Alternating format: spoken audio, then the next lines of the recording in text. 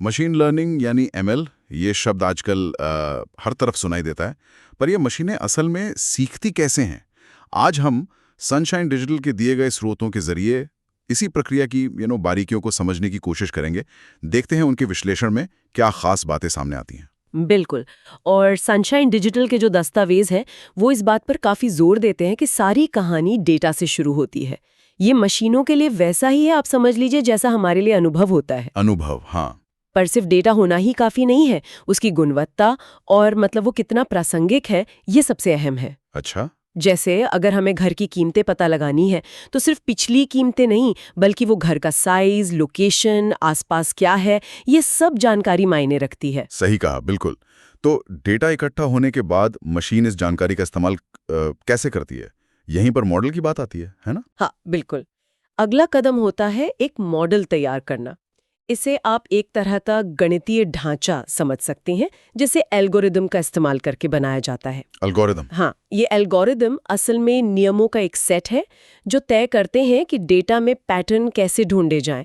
Sunshine digital के source में linear regression का जिक्र है, जो सीधी सादी भविष्यवाणी, जैसे मान लीजिए बिक्री का अनुमान लगाना है, उसमें काफी कारगर है। अच्छा, लीनियर रिग्रेशन। और सोर्स में डिसीजन ट्रीज का भी जिक्र था, वो इससे कैसे अलग हैं? मतलब उनका इस्तेमाल कब ज्यादा फायदेमंद होता है? डिसीजन ट्रीज, हाँ, वो थोड़ा अलग तरीके से काम करते हैं। वो डेटा को हाँ नहीं जैसे सवालों की एक श्रृंखला के आधार पर बांटते जाते हैं, एक पेड़ की शाखाओं की तरह। अच्छा, एक पेड़ की तरह। हाँ, ये समझने में आसान होते हैं, खासकर जब हमें ये जानना हो कि कोई फैसला क्यों लिया गया। स्रोत बताते हैं कि ये वर्गीकरण के कामों के लिए अच्छे हैं। वर्गीकरण जैसे? जैसे ये तय करना कि कोई ईमेल स्पैम है या नहीं, इस तरह के काम। समझ गया। और फिर आते हैं न्यूरल नेटवर्क्स। ये सुनने में काफी क्या कहते हैं, जटिल लगते हैं। सनशाइन डिजिटल के लेखों में इनके बारे में क्या खास बताया गया? हाँ, न्यूरल नेटवर्क्स वो असल में इंसानी दिमाग की नकल करने की कोशिश करते हैं, कई परतों में जानकारी को प्रोसेस करते हुए। स्रोत इस बात पे रोशनी डालते हैं कि ये बहुत शक्तिशाली होते हैं, खासकर जब पैटर्न बहुत ही पेचीदा हो। जैसे तस्वीरों में चेहरों को पहचानना या आवाज को समझना, इन कामों में। लेकिन वो ये भी चेताते हैं कि इन्हें ट्रेन करने के लिए बहुत ज्यादा डेटा और कंप्यूटिंग पावर चाहिए होती है, और कभी-कभी ये समझना मुश्किल हो सकता है कि ये किसी नतीजे पर पहुंचे कैसे। अच्छा, तो ये एक तरह का ब्लैक बॉक्स हो सकता है कुछ हद तक, हाँ। तो कौन सा एल्गोरिदम चुनना है, ये पूरी तरह काम की जटिलता और हमारे पास कैसा डेटा है, इस पर निर्भर करता है। ये बात सोच में साफ तौर पर उभारी गई है। समझ गया। तो मॉडल और एल्गोरिदम चुनने के बाद असली सीखने की प्रक्रिया वो यहीं से शुरू होती होगी फिर? बिल्कुल, एकदम। इसके बाद आता है ट्रेनिंग का चरण। यहाँ मॉडल को बहुत सारा उदाहरण डेटा दिया जाता है, जिसमें सही जवाब पहले से मौजूद होते हैं। इसे लेबल वाला डेटा कहते हैं। लेबल वाला डेटा? हाँ, जैसे हम बच्चों को तस्वीरों वाली किताब दिखाकर सिखाते हैं ना कि ये बिल्ली है, ये कुत्ता है। मॉडल इन उदाहरणों से पैटर्न सीखता है। अच्छा, और फिर टेस्टिंग। सनशाइन डिजिटल के सोर्स टेस्टिंग के महत्व पर क्या कहते हैं?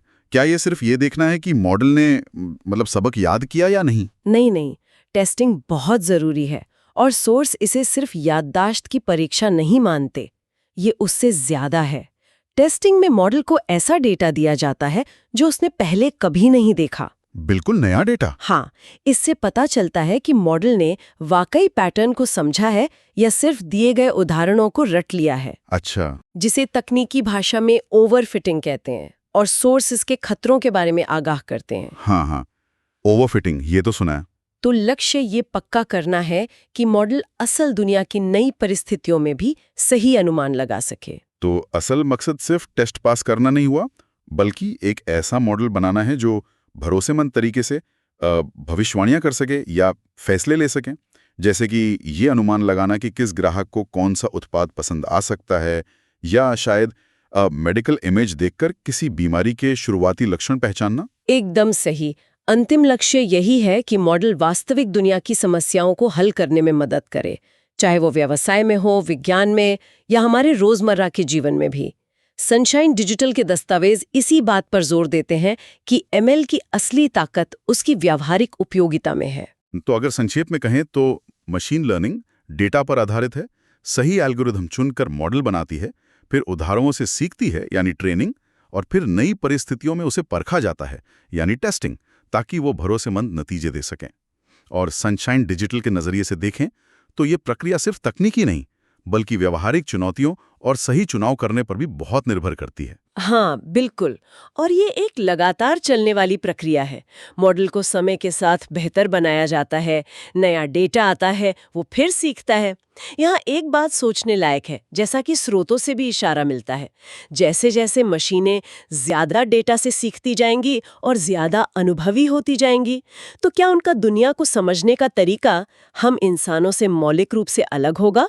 और अगर हाँ, तो कैसे, किन मायनों में? वाकई ये सोचने वाली बात है कि भविष्य में इंसानी समझ और मशीनी समझ के बीच क्या रिश्ता होगा और ये कैसे विकसित होगा। आज की इस गहरी चर्चा को यही विराम देते हैं।